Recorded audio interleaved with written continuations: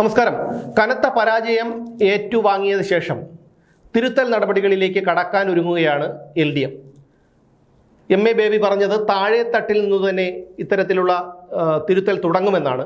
അവർ താഴെത്തട്ടിലുള്ളവരുടെ തന്നെ അഭിപ്രായങ്ങൾ കേൾക്കും. 1.5 മാസം കൊണ്ട് ഇതെല്ലാം കേട്ടതിന് ശേഷം ഞങ്ങൾ തിരുത്തലിലേക്ക് പോകുമെന്നാണ്. നേതൃമാറ്റം ഉണ്ടാകില്ലെന്ന് TP രാമകൃഷ്ണൻ ഉൾപ്പെടെയുള്ള മുതിർന്ന നേതാക്കളും പറയുന്നു. തെറ്റുകുറ്റങ്ങളെല്ലാം ഏറ്റെടുക്കാൻ തയ്യാറാണെന്ന് പിണറായി വിജയൻ പറയുന്നു. ഇങ്ങനെയൊക്കെ പറയുമ്പോഴും നിങ്ങൾ മനസ്സിലാക്കേണ്ട ഒരു കാര്യമുണ്ട്. CPM-ന് ഇനി ഇവിടെ നിലനിൽക്കണമെങ്കിൽ, ജനങ്ങൾക്കിടയിൽ എന്തെങ്കിലും സ്വാധീനം ഉണ്ടാകണമെങ്കിൽ നിങ്ങൾ ആദ്യം ചെയ്യേണ്ടത് ജനങ്ങളോട് പെരുമാറാൻ പഠിക്കുക എന്നുള്ളതാണ്. മറ്റുള്ളവരോട് ചിരിച്ചുകൊണ്ട് സംസാരിക്കുക എന്നുള്ളതാണ്. എപ്പോഴും ഭീഷണിയുടെ സ്വരം അതൊരിക്കലും ഒരാളും അംഗീകരിക്കുന്ന ഒന്നല്ല. എപ്പോഴും ധാർഷ്ട്യത്തിൻ്റെയും അഹങ്കാരത്തിൻ്റെയും സ്വരം ആർക്കും ഉൾക്കൊള്ളാൻ കഴിയുന്ന ഒന്നല്ല. അതാണ് നിങ്ങളുടെ നേതാക്കളിലും അണികളിലും അന്തർലീനമായിരിക്കുന്ന ഒരു ഭാവം. അതൊരിക്കലും ജനങ്ങൾക്ക് അംഗീകരിക്കാൻ കഴിയുന്ന ഒന്നല്ല.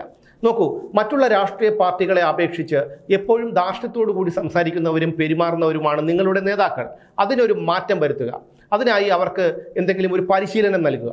ഇനി രണ്ടാമത്, അണികൾക്കിടയിലേക്ക് വന്നാൽ ഏറ്റവും മൃഗീയമായി, ഏറ്റവും മോശമായി, മ്ലേച്ഛമായി സമൂഹ മാധ്യമങ്ങളിലൂടെയൊക്കെ തന്നെ മുതിർന്ന നേതാക്കളെ പോലും അപമാനിക്കുന്നവരാണ് ഈ CPM-ന്റെ സൈബർ ഗുണ്ടകൾ. ഈ അണികളുടെ എക്കാലത്തെയും രീതി സമൂഹ മാധ്യമത്തിലൂടെ അവരുടെ എതിരാളികളെ അപമാനിക്കുക എന്നുള്ളതാണ്. അവഹേളിക്കുക, അപവാദ പ്രചരണങ്ങൾ നടത്തുക എന്നുള്ളതാണ്.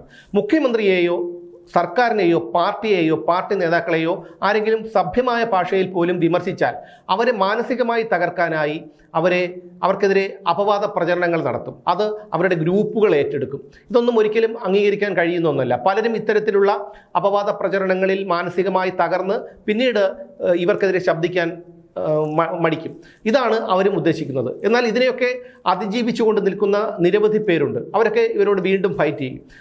ആ ശൈലി ഒരിക്കലും അംഗീകരിക്കാൻ കഴിയുന്ന ഒന്നല്ല. അത് മാത്രമല്ല, സമരമുറകൾ എടുത്തു നോക്കൂ. മറ്റുള്ള രാഷ്ട്രീയ പാർട്ടിക്കാർ നടത്തുന്ന സമരമുറകളേക്കാൾ വളരെ അക്രമ സ്വഭാവമുള്ള ഒരു സമരമുറകളാണ് എപ്പോഴും നിങ്ങൾക്കുള്ളത്. കഴിഞ്ഞ 1.5 വർഷം മുമ്പാണ് ചാലക്കുടിയിൽ പൊതുനിരത്തിലിട്ട് സർക്കാർ പോലീസ് വാഹനം ഒരു നിതിൻ പുല്ലൻ എന്ന് പറയുന്ന SFIയുടെ നേതാവ് തല്ലി തകർത്തത് പരസ്യമായി. അയാളെ CPM-കാർ അവിടെ നിന്ന് രക്ഷിച്ചു കൊണ്ടുപോയി. പിന്നീട് കാപ്പ ചുമത്തി നാടുകടത്തി.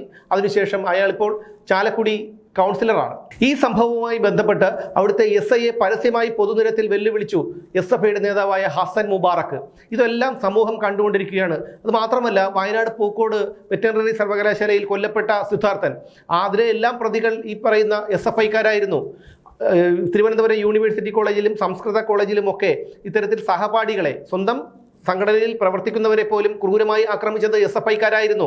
ഈ ശൈലിയൊക്കെയാണ് തിരുത്തേണ്ടത്. ഇവിടെ ഏതാനും വർഷങ്ങൾക്ക് മുൻപ്, അതൊരിക്കലും നമുക്ക് മറക്കാൻ കഴിയുന്ന ഒരു കാര്യമല്ല, യൂണിവേഴ്സിറ്റി കോളേജ് അധ്യാപികയായിരുന്ന പ്രൊഫസർ വിജയലക്ഷ്മിയെ റഹീമിന്റെ നേതൃത്വത്തിൽ തടഞ്ഞുവെച്ച് SFI വിദ്യാർത്ഥികൾ അപമാനിക്കുന്ന, അവരെ ആക്രമിക്കുന്ന ദൃശ്യങ്ങളൊക്കെ നമ്മൾ കണ്ടതാണ്. മണിക്കൂറുകളോളം കണ്ടതാണ്.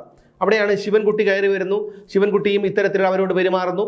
ആ ഒരു സംഭവമൊക്കെ ഉണ്ടായി. ഒരു സ്ത്രീയെ തടഞ്ഞുവെച്ച്, അതും ഒരു അധ്യാപികയെ തടഞ്ഞുവെച്ച് അവരെ ഇത്രയധികം മണിക്കൂറുകളോളം മാനസികമായി പീഡിപ്പിക്കുകയും അവരെ പ്രാഥമിക ആവശ്യങ്ങൾ പോലും നിർവഹിക്കാൻ ബാത്റൂമിലേക്ക് പോകാൻ അനുവദിക്കാതിരിക്കുകയും ഒക്കെ ചെയ്യുമ്പോൾ അതൊക്കെ ഇത്തരത്തിലുള്ള ഈ കുട്ടികൾക്കൊരു പ്രചോദനമാവുകയാണ്. ഇന്നലെ തന്നെ പുറത്തു വന്ന റഹീമിൻ്റെ ഒരു വീഡിയോ, അതായത് കൈകാര്യം ചെയ്യും, പാർട്ടിക്കെതിരെ ശബ്ദിക്കുന്നവരെ കൈകാര്യം ചെയ്യും എന്നുള്ള തരത്തിലുള്ള ഒരു വീഡിയോയൊക്കെ ഇന്നലെ പുറത്തു വന്നിട്ടുണ്ട്. അതിനു മുമ്പ് തെരഞ്ഞെടുപ്പ് ഫലം അറിഞ്ഞ ദിവസം പാലക്കാട്ട് നടന്ന സംഘർഷവുമായി ബന്ധപ്പെട്ട് EN സുരേഷ് ബാബു, CPM ജില്ലാ സെക്രട്ടറി ആയിരുന്ന EN സുരേഷ് ബാബു നടത്തിയ പ്രസ്താവന നമ്മൾ കേട്ടതാണ്. AK ബാലൻ നടത്തിയ പ്രസ്താവന നമ്മൾ കേട്ടതാണ്. അതായത് എരുതിയിൽ എണ്ണയൊഴിച്ചു കൊടുക്കുന്ന തരത്തിലുള്ള ഒരു പ്രസ്താവനകളാണ്. കുട്ടികളെ പറഞ്ഞു തിരുത്താനോ അവരെ നേർവഴിക്ക് നയിക്കാനോ ഒന്നും ഇവർക്ക് താല്പര്യമില്ല. ഇവർക്കതിന് കഴിയില്ല. ഒരിക്കലും അത്തരത്തിലുള്ളൊരു പെരുമാറ്റം CPM-ന്റെ നേതാക്കളുടെ ഭാഗത്തു നിന്നുണ്ടാകില്ല. ഈ കയ്യൂക്ക് കൊണ്ടും ഭീഷണി കൊണ്ടും അപവാദ പ്രചരണങ്ങൾ കൊണ്ടുമൊക്കെ നിലയ്ക്ക് നിർത്താം എന്നുള്ള ഒരു ധാരണ മിഥ്യാധാരണയാണ്. നിങ്ങൾ തിരുത്തൽ തുടങ്ങേണ്ടത് താഴെ തട്ടിൽ നിന്ന് തന്നെയാണ്. DYFIക്കാർ ആകെ ചെയ്യുന്ന ഒരു നല്ല പ്രവൃത്തി പൊതിച്ചോറ് വിതരണം ചെയ്യുക എന്നുള്ളതാണ്. തീർച്ചയായും അത് വളരെ നല്ലൊരു കാര്യമാണ്.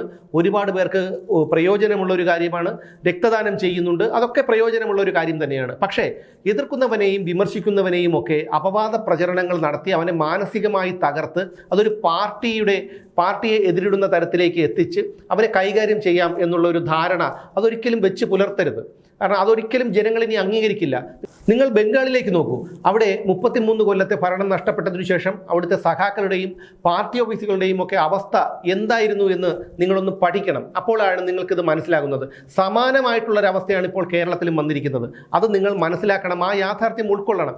എത്രയോ തൊഴിലിടങ്ങൾ നിങ്ങൾ ഈ കൊടി കുത്തിപ്പൂട്ടിച്ചു, എത്രയോ പേരുടെ അന്നം മുടക്കി, എത്രയോ പേരുടെ തൊഴിൽ നഷ്ടപ്പെടുത്തി. ഇതൊക്കെ ചിന്തിക്കാനും ഇതിനൊരു തിരുത്തൽ വരുത്താനും നിങ്ങൾ തയ്യാറാകണം. അതിനേക്കാൾ ഉപരി അടിസ്ഥാനപരമായി നിങ്ങൾ ആദ്യം ചെയ്യേണ്ടത് ജനങ്ങളോട് മാന്യമായി സഹകരിക്കാനും സംസാരിക്കാനും പെരുമാറാനുമുള്ള ഒരു മനസ്സുണ്ടാക്കിയെടുക്കുക എന്നുള്ളതാണ്. പിണറായി വിജയന്റെ ധാർഷ്ട്യമാണ് ഈ ഇത്തരത്തിലുള്ള ഒരു കനത്ത പരാജയം ഏറ്റുവാങ്ങാനുള്ള ഒരു കാരണമായി തീർന്നതെന്ന് നിങ്ങൾക്ക് തന്നെ ബോധ്യപ്പെട്ടിരിക്കുന്ന സ്ഥിതിക്ക് നിങ്ങൾ അണികളെ പറഞ്ഞു തിരുത്തണം. അല്ലാതെ കയ്യൂക്കും ഭീഷണിയും അഹങ്കാരവും അപവാദ പ്രചരണവും കൊണ്ട് ഒരിക്കലും ഇനി കേരളത്തിൽ നിലനിൽക്കാൻ കഴിയില്ല എന്നൊരു സത്യം, ഒരു യാഥാർത്ഥ്യം നിങ്ങൾ മനസ്സിലാക്കണം.